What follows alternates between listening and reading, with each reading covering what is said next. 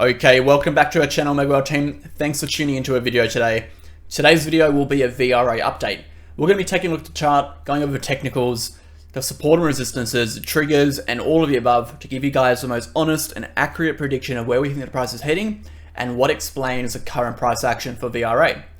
Let's dive right in. So first and foremost, what stands out to me immediately is this long-term diagonal resistance line. This long-term diagonal resistance line can be drawn through basically the entire chart, predating 1 year. So the 17th of April essentially is when this kind of resistance formed. And we are currently, the 16th of April. So a year ago, this diagonal resistance has been a 1 year long resistance, meaning whenever we do break above this resistance, we are going to see an explosive move upwards, a very, very explosive move upwards of VRA. The question is, are we going to break through that resistance, or are we going to continue to head downwards? It's kind of what we're going to be answering today. So, first off, we can identify this as a major resistance. We have many points of validation for this resistance. We're looking at about 6 points of validation right now. We're at a 7 point here.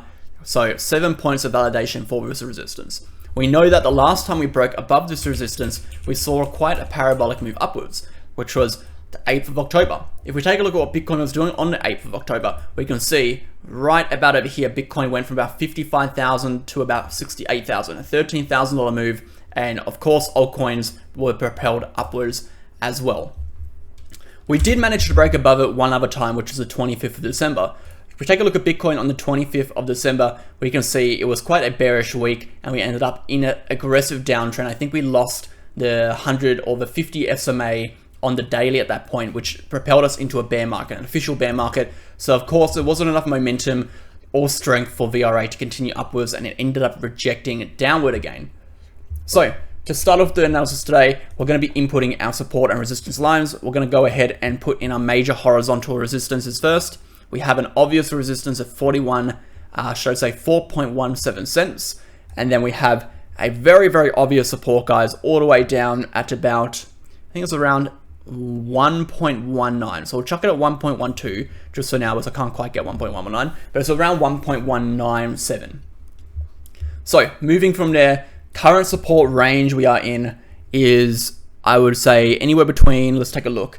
Just give me a sec to look at the chart. All right, perfect. So around about over here, and we can draw this support range backwards to here. So we're in the midst of a current support range, and we can identify this as a support resistance range through the history of the chart, of course, taking a look at these ranges that we had down in the middle of January, and obviously in March. A lot of rejection, a lot of bouncing from this range. Even breaking through this range sent us into a small upward rally. Again, rejecting from this range sent us down into a little bit of a drop that we saw in July. One more time, breaking through the range in March, we saw a pretty explosive rally. So this is a confirmed support and resistance range. This will be, in fact, the strongest support and resistance range on the VRA chart, meaning if we lose this level, similar to how if we break above this downward trending resistance, if we lose this level and get rejected from it and close a daily candle below, you notice how none of these closes are below, they're all wicks. But if we close a daily candle below this range, we can expect the VRA price to trickle downwards towards this red line. All right, guys. So that is the bearish case scenario for VRA. We got our bullish case scenario. Let's dive into the technicals and just take a look at the strength of this chart and try to see if we can find any data to support either of these hypotheses. So, super trend, we're going to be taking a look at the large time frame. Let's go 3 days to start with. The super trend, of course, isn't very bullish yet. We do want to be breaking over these upper ranges. We can see at this one lines up perfectly with this downward slope and resistance. It isn't indicating we are going lower. Of course, this is a good reversal indicator or time to be buying in. If we go ahead and look at the Ichimoku cloud on the 3-day, we can see we have rejected from the conversion and baseline, which is obviously a bearish sign, not ideal to see. But overall, we need to be looking at a smaller time frame for that.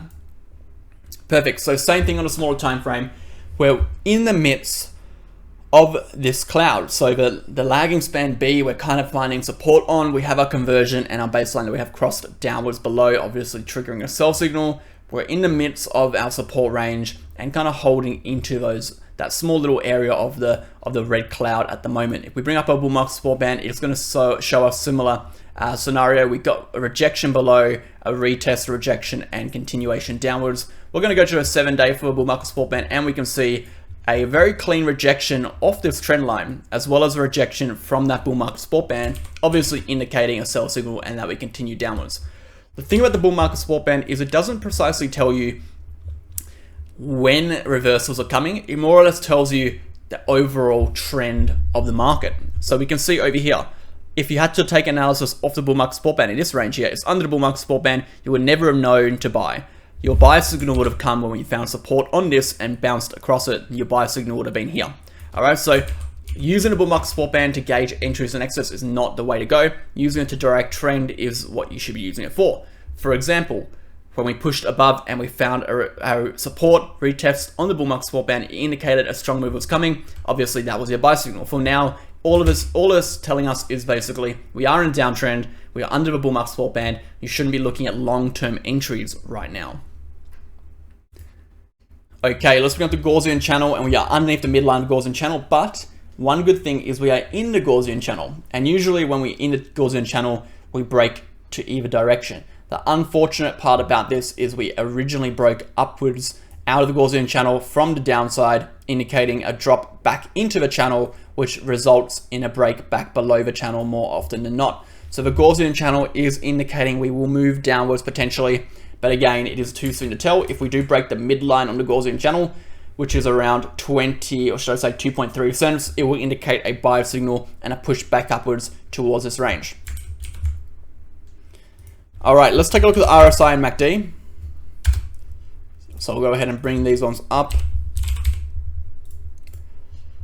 Cool, so the RSI and MACD aren't looking too bad. The MACD is obviously showing a bit of strength over here with 2 consecutive days of a significant amount of less selling pressure, and the buying pressure is starting to rise. I do want to point out we did have a rejection from the RSI trend line over here. We can see this clear rejection, and it is likely when we see these rejections, especially when they're rejections from, I would say these formations were a slightly ascending triangle to ascending wedge formations, we generally see a retest of that downward sloping resistance, which means we will most likely come upwards, retest before we continue downwards, if that is the case.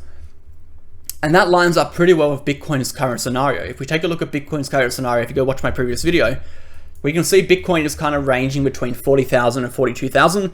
And we said a possible scenario is that Bitcoin pushes back up to 42,000 before crashing back below 39 and going to 38. If that happens, VRA will see a small rally upwards, and it will most likely come upwards to that range, which is sitting around, I think we said it was around 21 to about 25. So 2.1 to 2.5 around this range here. Let's put it in real quickly.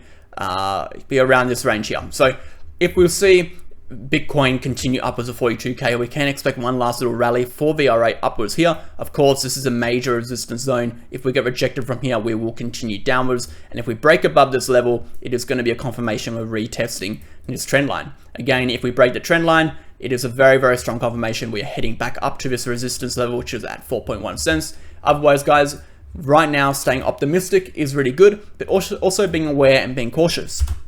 I know a lot of VRA holders are massive fans of the coin.